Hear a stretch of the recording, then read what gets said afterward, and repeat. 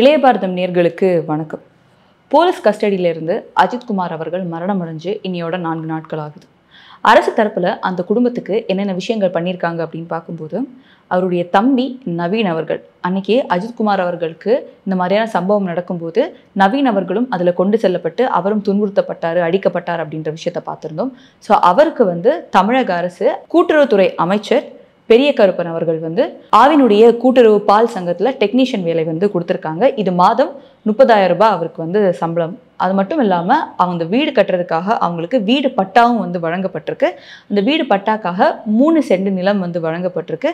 அது மட்டும் இல்லாமல் தனியாக நிவாரண தொகையும் தமிழக அரசு வழங்கியிருக்காங்க. 5 லட்சம் ரூபாய் நிவாரண தொகை வழங்கியிருக்காங்க. 5 லட்சம் ரூபாய் நிவாரண தொகை வழங்கப்பட்டதற்கு இன்னும் ஒரு சாரார் ஒரு கருத்தை என்ன வைக்கிறாங்க அப்படின்னா, நீங்கள் எதிர்கட்சியாக இருக்கும்போது கட்சி காசுலேருந்து எடுத்து உங்களால் ஜெயராஜ் ஃபெனிக்ஸ் அவர்களுக்கு அவங்களுடைய குடும்பத்துக்கு 25 லட்சம் நீங்கள் கொடுத்தீங்க, ஒரு அரசியலோ ஏதோ ஒன்று நீங்கள் கொடுத்தீங்க அந்த இடத்துல. ஆனால் ஏன் இந்த குடும்பத்துக்கு உங்கள் ஆட்சியில் இப்படி ஒரு விஷயம் நடக்கும்போது ஏன் 5 லட்சம் மட்டுமே கொடுக்க முடிஞ்சுது உங்களால் அரசு காசுலேருந்து அப்படின்ற ஒரு கேள்வியை பலரும் இங்கே எழுப்பியிருக்காங்க. அடுத்த பார்த்தோம் அப்படின்னா, இந்த கம்ப்ளைண்ட் கொடுத்த நிகிதா அவர்கள், ஸோ நிகிதா அவர்களும் சிவகாமி அவர்கள் அவங்களுடைய அம்மா எங்கே போனாங்க அப்படின்ற கேள்வி இங்கே எழுந்திருக்கு. ஏன்னா கம்ப்ளைண்ட் கொடுத்தாங்க, அன்னைக்கு ப்ரெஸ்ஸில் பேசினாங்க, அவங்க ஒரு வீடியோ வெளிவந்தது.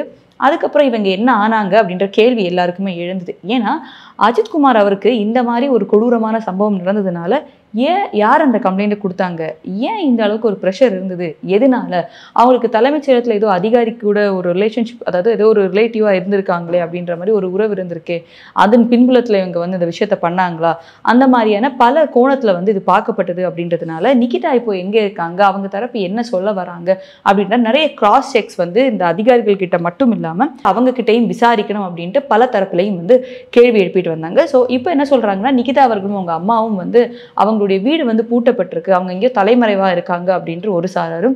இன்னொரு பக்கத்தில் பார்த்தோம் அப்படின்னா ஒரு வீடியோ ரிலீஸ் ஆயிருக்கு. ஸோ நிகிதா அவர்கள் பேசுகிற மாதிரி சில சேனல்ஸில் வந்திருக்கு. ஏன்னா நம்ம முதல் நாள் பார்த்த வீடியோவில் அவங்க மூஞ்சி என்ன அப்படின்றது யாருக்குமே தெரியாது, ஷால் வச்சு அவங்க மூஞ்சியை மறைச்சிருந்தாங்க அப்படின்றதுனால இப்போ இன்னொரு வீடியோ நம்ம பார்த்தோம்.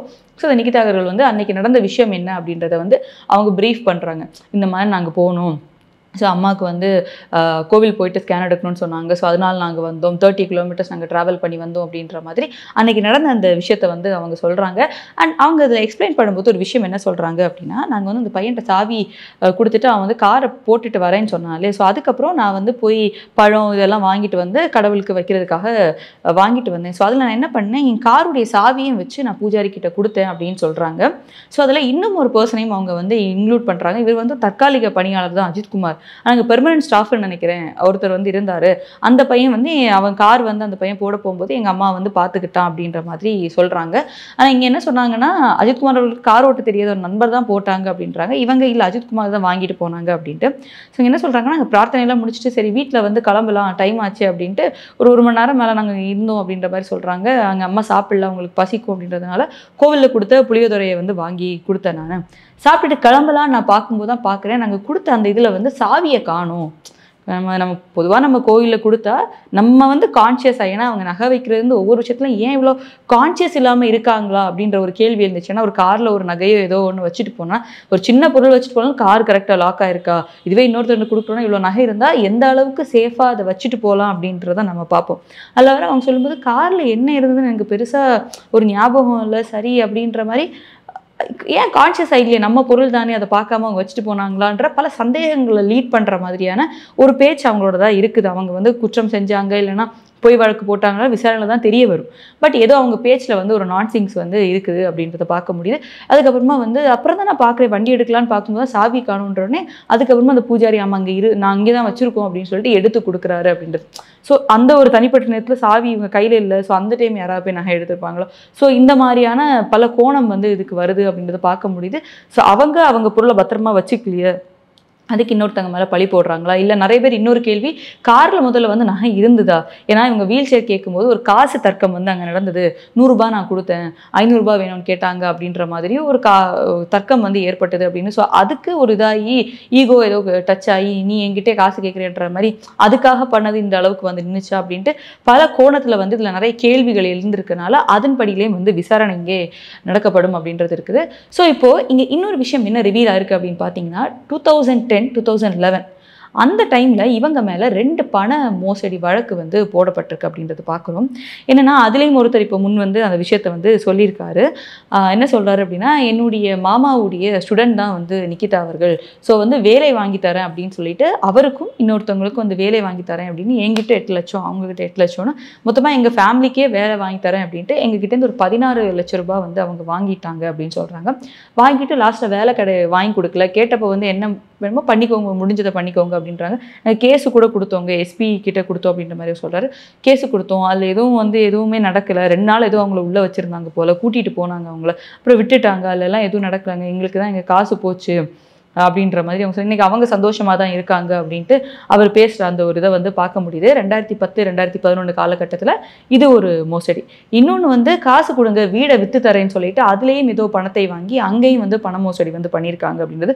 ஸோ இந்த நிக்கிதா அப்படின்ட்டு கம்ப்ளைண்ட் கொடுத்த அவங்களுக்கு ஒரு பேக் ஹிஸ்ட்ரி வந்து இருக்குது அப்படின்றது. இதில் இன்னொரு விஷயம் என்ன சொல்லப்படுதுன்னா, இந்த விஷயம் நடந்ததும் திமுகவோட ஆட்சி காலத்தில் 2010-11 அந்த காலகட்டத்தில் ஏடிஎம்கே வரதுக்கு முன்னாடி ஆட்சியில் இருந்ததும் வந்து திமுக ஆட்சி தான்.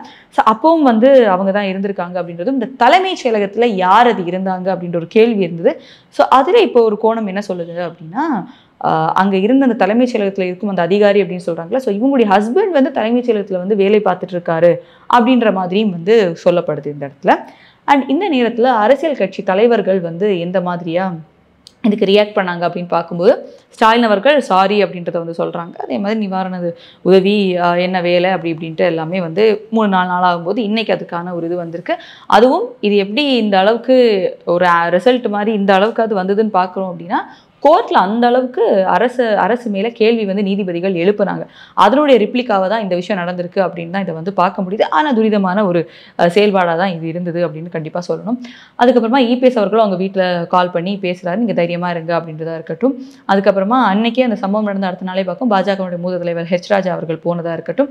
நேற்று அதிமுகவும் பாஜகவும் சேர்ந்து சிவகங்கையில் வந்து இதன் தொடர்பாக ஒரு போராட்டத்தை வந்து முன்னெடுக்கிறாங்க அப்படின்றத பார்த்துருந்தோம்.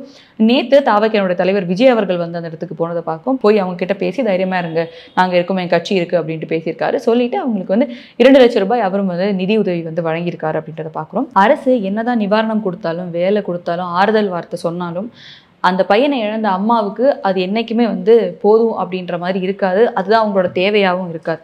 அதே தான் வந்து அவருடைய அஜித்குமார் அவருடைய அம்மா மல்லிகா அவர்களும் வந்து சொல்கிறாங்க, காசெல்லாம் என்னங்க காசு, வேலை காசு இதெல்லாம் என்ன, என் புள்ள தங்கமான புள்ள, இதெல்லாம் அவன் பண்ணியிருக்க மாட்டான் அப்படின்றதையும் அவரோட தம்பியை தான் எங்கள் அண்ணா ரொம்ப அடிச்சிட்டாங்க, அடிச்சினால்தான் கடைசியில் ஆமான்ட்டு ஒத்துருந்துப்பார் அவர் அப்படின்ட்டு அவங்க சொல்கிறாங்க. இதெல்லாம் எனக்கு தேவையில்லை, காசு பணம் எனக்கு என் புள்ள தான் வேணும், என் புள்ள தான் எனக்கு முக்கியம் அப்படின்ட்டு இருக்காங்க.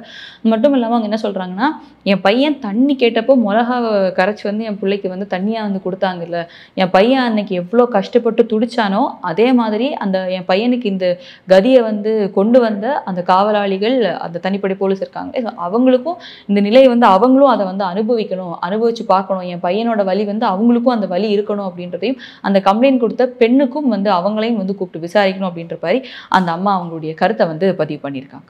அதுக்கப்புறம் அப்படியே கூட்டணி கட்சியில் இருக்கும் பிசிகாவுடைய தலைவர் திருமாவளவன் அவர்கள்கிட்ட கேட்குறாங்க, என்ன சார் போன ஆட்சியில் என்னெல்லாமோ நடந்துச்சு சார், அப்போல்லாம் நீங்கள் வந்து குரல் கொடுத்தீங்க, ஏன் இந்த ஆட்சியில் எதுவும் நடந்தால் நீங்களோ கம்யூனிஸ்டோ ஏன் சார் குரல் கொடுக்குறது இல்லை அப்படின்னு கேட்டிருக்காங்க.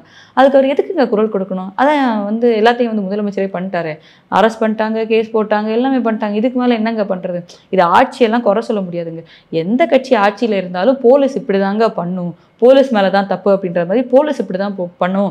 முக்கியமாக என்ன சொல்கிறது, நானே சிஎம் ஆனாலும் இப்போ இதெல்லாம் எதுவுமே தடுக்க முடியாது, கட்சி பிரச்சனை எல்லாம் கிடையாது அப்படின்னு. ஏன் இது வந்து அதிமுக ஆட்சி காலத்தில் இருக்கும்போதோ இல்லை இப்போது சிட்டிங் கவர்மெண்ட்டாக பாஜக வந்து இருக்கும்போதோ ஏன் உங்களால் வந்து போலீஸ் பண்ணாங்க அப்படின்னு சொல்ல முடியல, அங்கே மட்டும் எப்படி அரசு வருது, இந்த இடத்துல அரசு வராமல் எப்படி இந்த இடத்துல மட்டும் காவல்துறை மேலே மட்டும் பிளேம் பண்ணுறாங்க அப்படின்றது புரியல.